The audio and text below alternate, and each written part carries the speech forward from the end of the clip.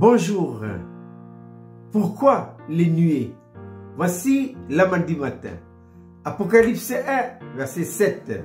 Voici, il vient avec les nuées, et tout œil le verra, même ceux qui l'ont percé.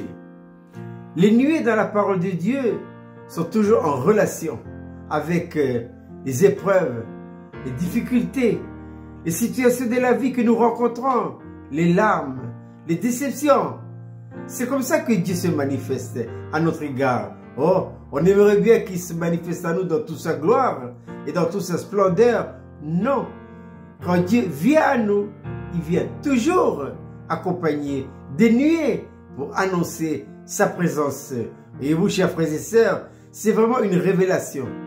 Et quand Dieu ouvre nos yeux et que nous avons saisi intérieurement que la présence de Dieu se fait sentir à nous, vient à nous au travers des nuées, eh bien, nous sommes encouragés.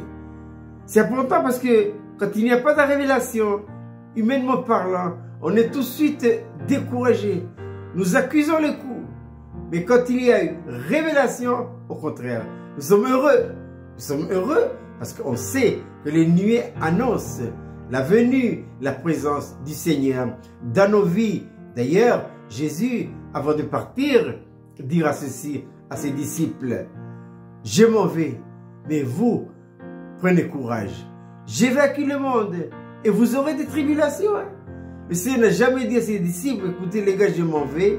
Et la vie chrétienne, ça tourne comme sur des roulettes. Jamais, jamais, jamais. D'ailleurs, Dieu permet beaucoup de passages de nuées dans nos vies. Ça sert à quoi? Ça sert à tester.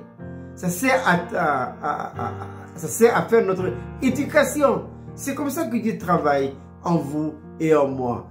Et l'apôtre Pierre ajoutera ceci, toujours dans le même sens. Dans sa lettre, il dit: ne trouvez pas étrange d'être dans la fournaise.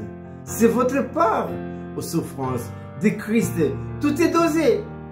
Paul dira dans sa lettre aux Corinthiens que nous ne serons jamais tentés et testés au-delà de nos capacités de résistance.